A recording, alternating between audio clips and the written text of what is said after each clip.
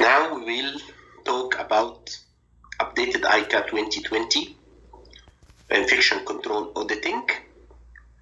We will talk about standard number 10, which is titled isolation precautions.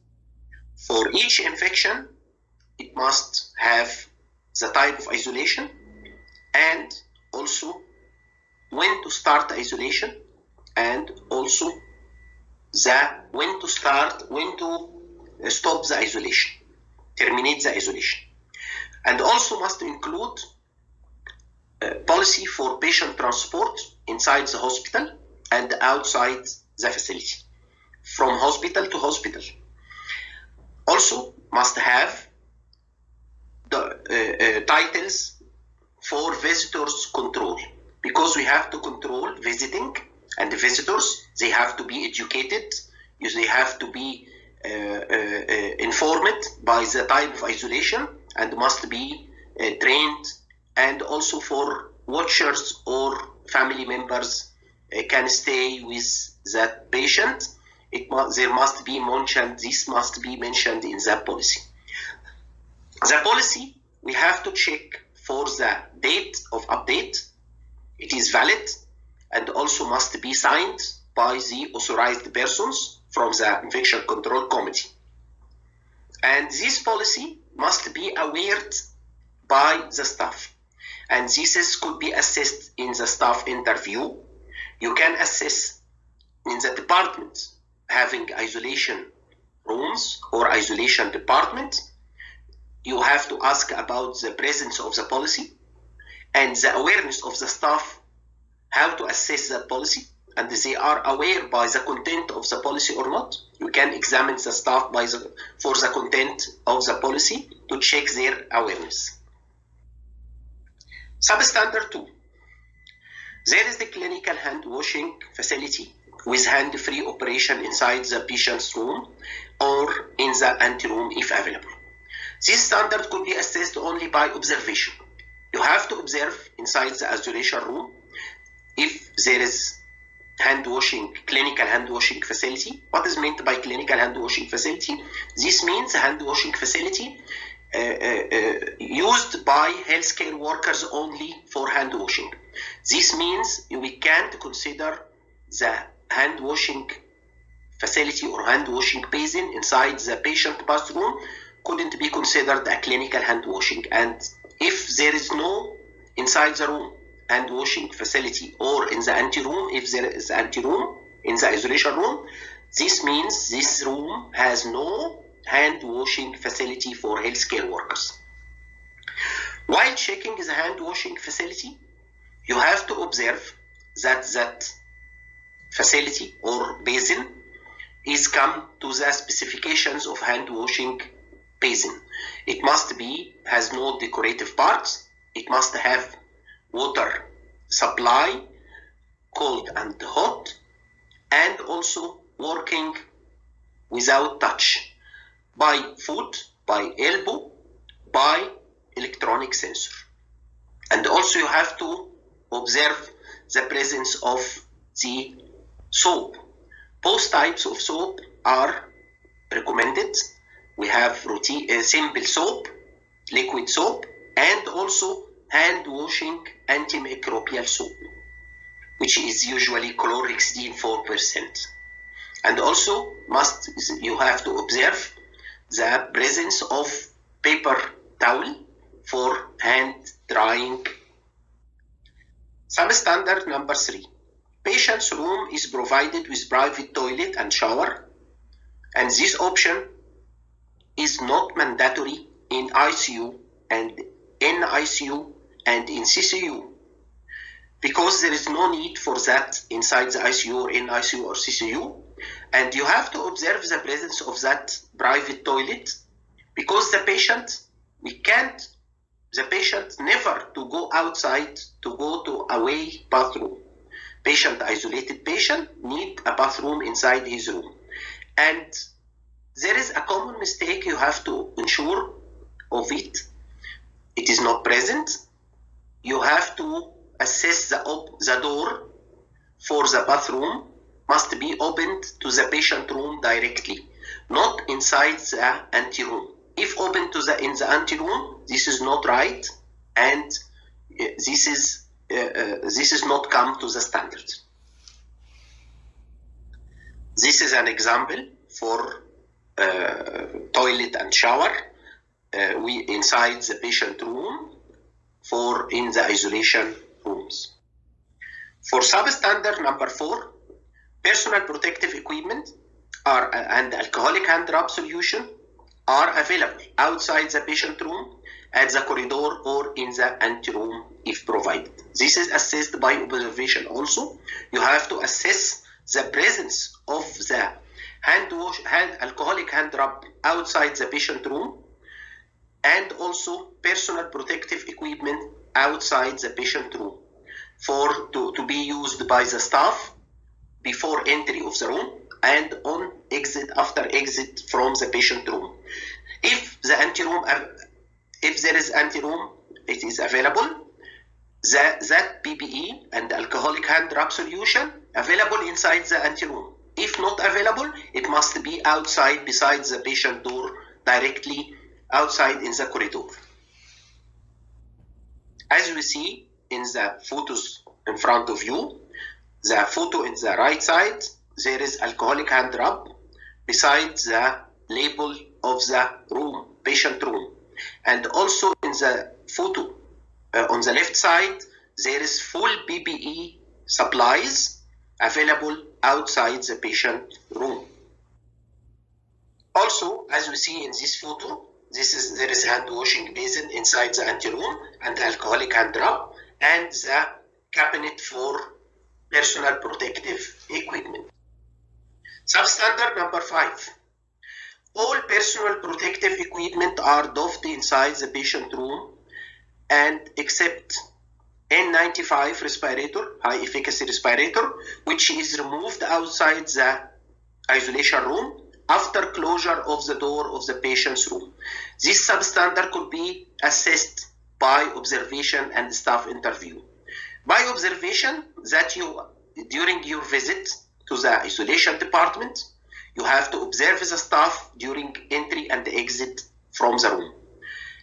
And also by staff interview, if there is no availability of the entry or exit of the staff during your visit, you have to ask the staff and ask them about this.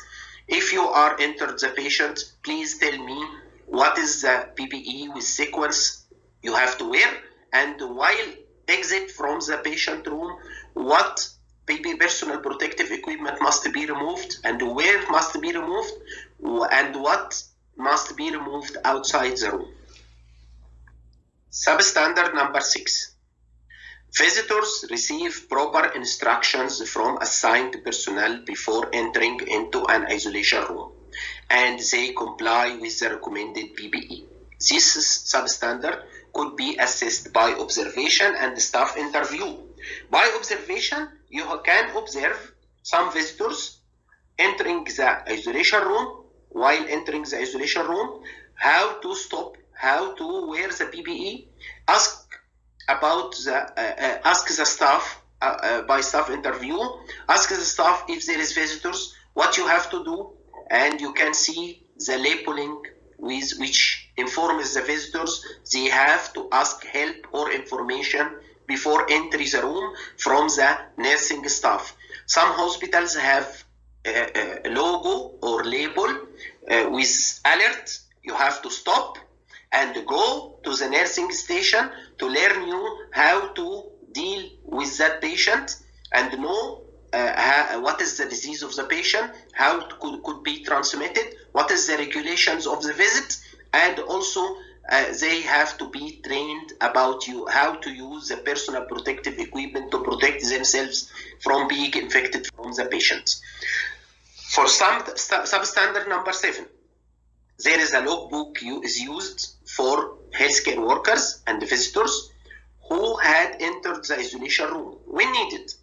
This could be revised by document review and staff interview.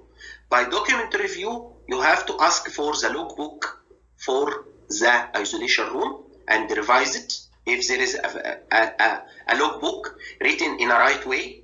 and this must be mentioned inside, as we said, inside the policy of isolation inside the hospital, what you are observed or revised inside the infection control office. And by staff interview, you have to ask the staff for the regulations must be applied for the staff and visitors entered the patient room. If they will say to you, we have a logbook, and this logbook contains the full information of the staff and the visitors by name and numbers, because this is very important. Some standard number 8. Non-critical patient care equipment are single-use or dedicated to one patient. This is very important, and you can assess by observation and staff interview. By observation, you have to observe the non-critical patient care dedicated for that patient. Only ask for the thermometer, ask for stethoscope, ask for other equipment that it is dedicated for that patient. And you have to observe that there is no entry and exit of equipment, that non-critical patient care equipment. In this slide, we have examples for the isolation signs published and approved from General Directorate of Infection Prevention and Control. This is green for the contact, and this is red or pink for the droplet, and this is also for the airborne, that is blue.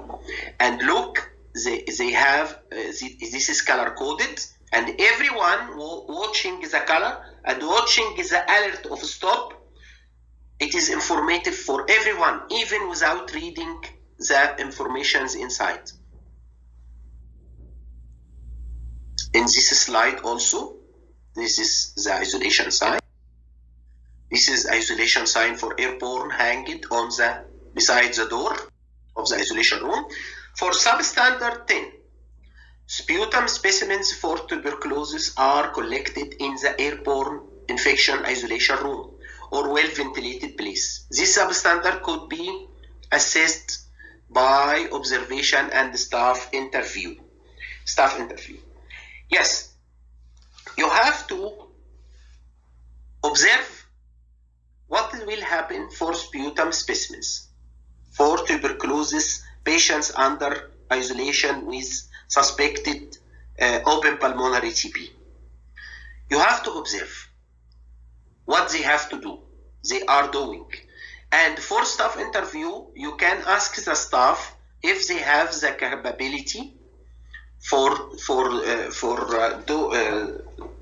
doing that or not. You have to observe this is present in the policy. Ask the staff if you have a patient with suspected pulmonary TB, where you can get the sputum sample. You can ask this question inside the isolation department. You can ask this question in the ER. You can ask this question in outpatient clinic of the hospital. Ask them about where you can get the sample. Some hospitals, they are writing in the policy that you have to direct the patient to the negative pressure room. And some hospitals also having outside patient room, which is well ventilated, mainly could be without with opened window and without even roof. This room could be used safely for collection of sputum from tuberculosis suspected patients. And this is a slide showing you a cabinet for sputum collection. This is specialized cabinets present in some facilities you have to observe. Substandard number 11. The receiving unit or facility is informed about the required isolation precautions and availability of appropriate PPE is ensured. This is substandard assessed by observation and staff interview. By observation, you have to see the if the patient transferred to another hospital or another facility, that facility must be observed. You have to make staff interview and you have to revise the document for information, the document written for the other facility that will be sent by computer or by email or by نظام إحالتي to inform that hospital by the provisional diagnosis or suspicion of that patient and require the type of isolation needed and also the availability of personal protective equipments needed for dealing with that patient. Substandard number 12. The transfer of the patient under isolation precaution is restricted to medically necessary purposes. Isolation transportation cards must be used, are consistent with the patient diagnosis, color-coded, and are posted in Arabic and English, and indicating the type of precautions required for the staff. It is preferable to use the GDIPC-approved isolation transportation cards and selecting low traffic time and route. This is regarding the transportation of the patient inside the facility or outside the facility. You can assess by observation. You can observe the presence of transfer cards and revise it well, or ask the staff makes the staff interview, ask the staff about the presence of that isolation cards, transfer cards. Transportation cards. The General Directorate of Infection Prevention and Control publish and approve some models of these cards with color codes by language, having the for each color codes for color coded for each type of isolation, and also having the main instructions and personal protective equipment must be used during the transportation of the patient. Okay, observe the availability and revise the cards and make staff interview and ask them about the regulations of transportation of the patient. They have to mention to you if they are right, that they have cards and these cards are available and these cards are right and used usually, and also they are transporting the patient in a very limited situations for clinical demand or demand from the treating doctor, and also they are selecting the time and way which is low traffic. We have no crowdedness and don't pass in critical departments. This is example for trolley of patient transportation. This trolley we will use for the patient. We hanged the transportation card approved from OH, color-coded yellow, color-coded blue, and also having informations for the transported staff about PPE must be used, how to transport the patient. The patient must wear a surgical mask and a lot of things. This is the transportation cards approved from General Directorate of Infection Prevention and Control, and this should be applied in MOH hospitals. Substandard number 13. For transport of patient under contact isolation precautions contain and cover all skin lesions and infected or colonized areas of the patient body with clean bandage and clean linen. During transportation of the patient, you can observe that the patient contained and covered with clean linen, and if has some lesions, skin lesions, this is for contact precaution. Patient under contact precautions must be contained and also must be covered with clean bed linen during the transportation, and for sure you have to observe, as we said, the transportation isolation card. Substandard number 14. For transport patient under droplet airborne isolation precautions, instruct instruct the patient to wear surgical mask and follow respiratory hygiene and cough etiquette. This could be assessed by observation and staff interview also. You have to observe the transportation of the patient and the availability of isolation transportation card and the awareness from the staff by staff interview. And you can ask the staff if you have a patient you want to under droplet or airborne isolation, you want to transport that patient to make a CT, maybe type of X-ray or any type of clinical interference. What you have to do, they have to mention to you that the patient must wear surgical mask, and we never wear anything, just we contain the patient and cover him with bed linen and ensure the patient follow the cough etiquette. And you have to instruct the patient before transportation. You have to instruct the patient for following cough etiquette and respiratory hygiene. For substandard number 15, healthcare workers who are transferring the patient under droplet airborne isolation precaution don't need to wear respiratory protection during transport if the patient is masked and all skin lesions are covered. This could be assessed by observation and staff interview. You have to observe the transportation of the patient and you have to observe the transportation sign, and also ask the staff about the regulation of transportation of patient under droplet or airborne. If they have to mention to you that if the patient masked and alert enough to be learned about cough etiquette and hand hygiene, we never wear any respiratory protection. Substandard number 16.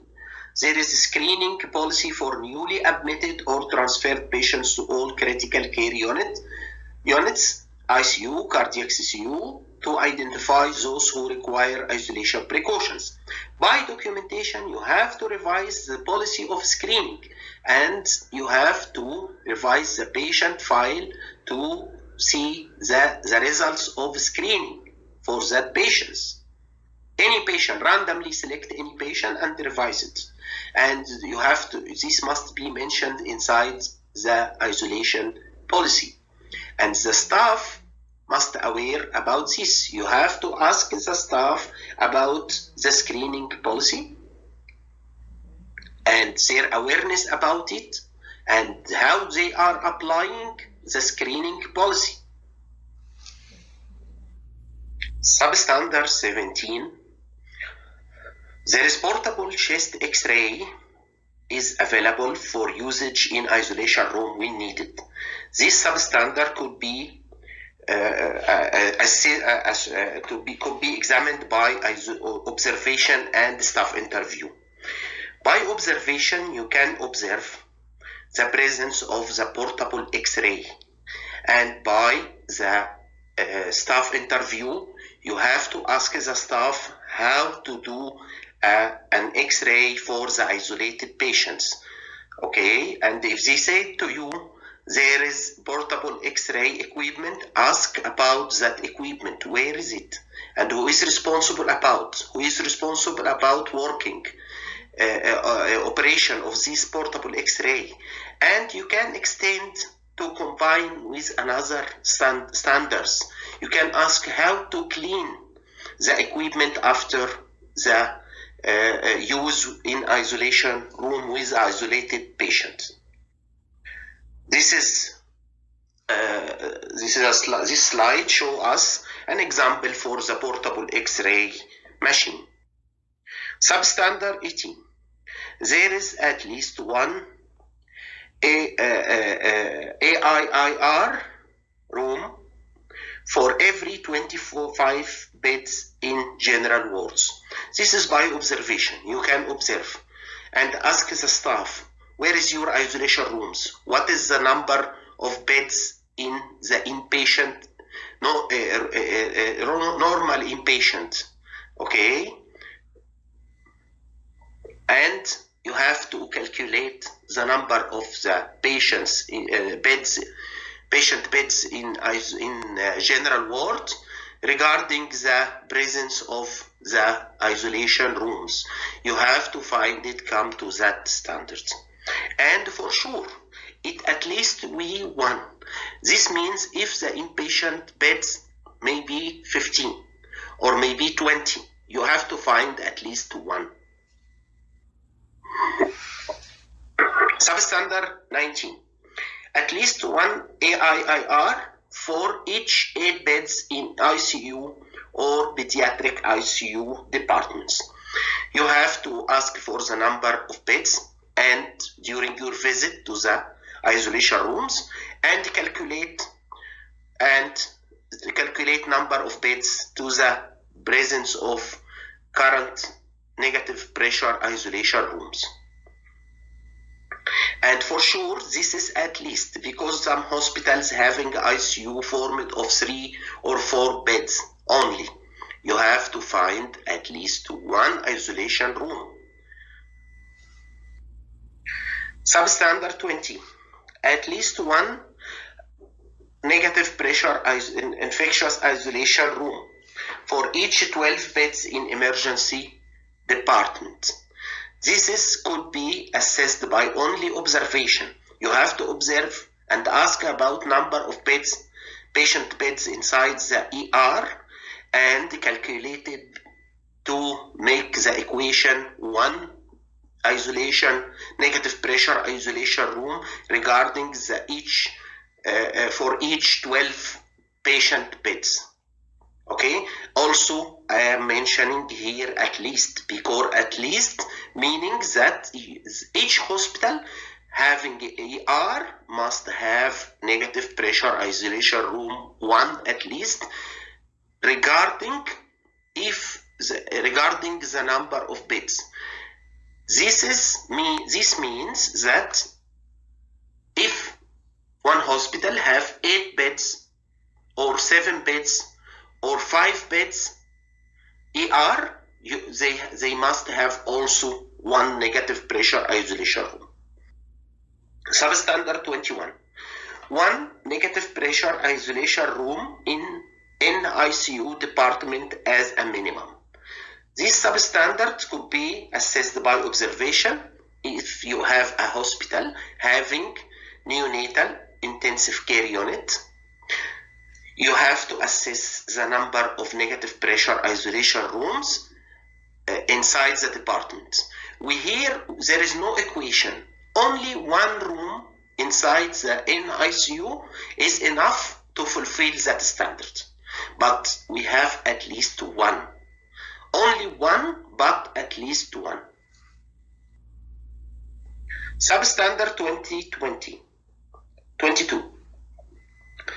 Negative pressure isolation room fulfill all MOH specifications for standard isolation rooms. Windows are sealed and fixed, couldn't be opened. Opening in walls and ceiling are sealed and airtight. Doors are properly designed and well sealed. This substandard could be assessed by observation. You have, during your visit to the isolation room, you have to see inside the isolation room the windows. Try to open the window. If the window could be opened, there is no excuse. This is not a negative pressure isolation room. You have to check with yourself. You have to check for the openings in the walls, openings for the oxygen and medical gases and suction and light, and openings in the roof, in the ceiling, opening in the wall. You have to find it completely sealed, because this help in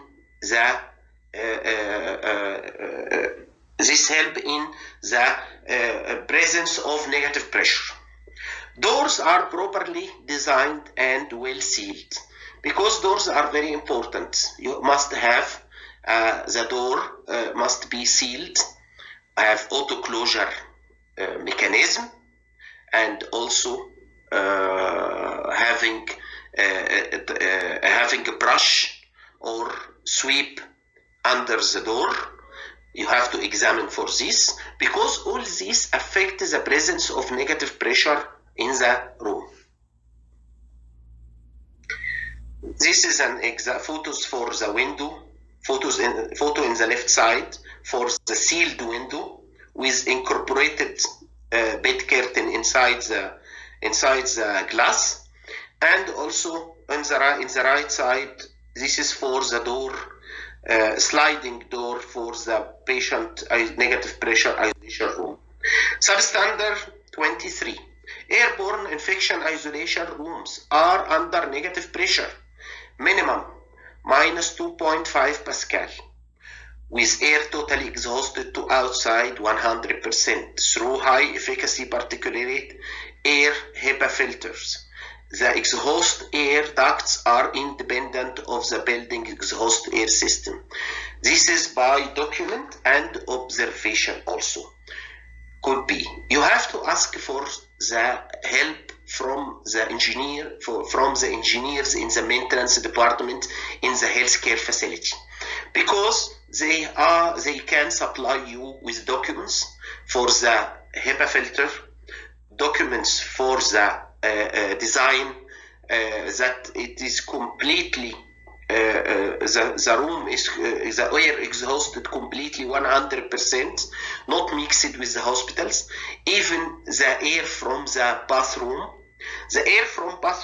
couldn't be mixed with other bathrooms or other rooms. The air from the patient room must be exhausted 100% to outside without connection to another areas or another rooms or the HVAC system of the hospital. And this air must be passed through HEPA filter before being exhausted. You can ask for the help, as we said, from the engineer in the maintenance department. And you have to see that the room is negative pressure, really. It is under negative pressure at least as a minimum minus 2.5 Pascal. Okay, and this could be assessed in the monitor fixed outside the room. Okay, this is the design of the negative pressure room, and you have to assess the design like this. This design have anti-room, and if you haven't anti-room, no problem. This is accepted. It is accepted. There is no anti-room. No problem. This room, the negative pressure room without anti-room is not a mistake. It is right by normal, by the updated guidelines from MOH. Also, the pressure gradient is coming in that room in front of you for that model. The most negative area in the bathroom, and the next negative is the patient room, and then the anteroom if present, and there is outside corridor. Okay, suction must be above the head of the patient or beside the head of the patient, as this example in front of you, and supply near the door or near the foot of the bed. And in the bathroom, the suction, there is suction only. All suction inside that negative pressure room must be separated from other suction or other ventilation system of the hospital, and must be connected to a HEPA filter to be exhausted to outside. Substandard 24. There is 100% fresh air supply. Return of the air is not permitted from central AC or concealed separate unit. All components of negative pressure room ventilation unit, supply and exhaust are connected to emergency power supply to maintain air pressurization in the event of power failure. These substandards have a lot of issues. You have to also assess this substandard during this visit to a negative pressure isolation room by asking the help also of the engineer from the maintenance department. They must have documents for the design of the room, and documents give you information that the room supplied by 100% fresh air, and you have to ask about the air condition conditioned air supplied to that room. It is accepted to be from the central AC or by a concealed unit. No return. Take care that window air condition is not accepted. The split air condition is not accepted. Cassette air condition that is present on the ceiling is not accepted. The only accepted two types is the concealed type. What is the concealed type? Concealed type is a unit that unit have the function to supply the room with 100% fresh air, cooled air all the time. No recirculation of the air. Never to do. You have to assess this by observation, by document from the engineering department, from the maintenance department in the hospital. Also, you have to ask for the power supply for the room, because in many hospitals, if you don't ask, some hospitals connecting the concealed air condition or the supply with the emergency electric power. If there is any cut of the electricity, the supply only working. This means that room will be positive, which cannot be accepted and is not safe for a room serving or housing a patient having disease transmitted by airborne transmission. Substandard 25. There is fixed monitor outside the patient room in the corridor to continuously monitor the pressure difference between the patient room and the corridor with activation of audio-visual alarm when the ventilation system failed. You can assess this also during your visit to isolation room by observation. Ask some people to open the door and notice the presence of the presence of the audio-visual alarm. You have to hear audio alarm like long beep, or you can see. You must have both. You can see a red light alarming that room is not functioning well.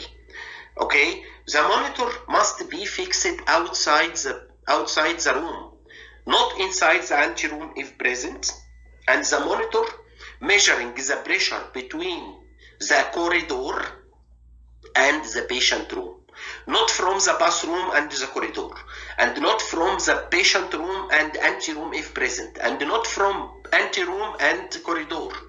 Only accepted measuring between the patient room for pressure difference between the patient room and also the outer corridor. This is slides to show you types of monitors that can give you alarm by light and audio and give you pressure difference. So we accept only minimum 2.5 minus 2.5 pressure difference between the patient room and the outer corridor. Look at the photo at the top to the right side. This photo shows us the opening could be present in the ceiling inside the patient room to help us to assess the pressure, the areas of measuring of pressure gradient, pressure difference. You have to find one like this inside the patient room and nothing inside the anteroom if present, or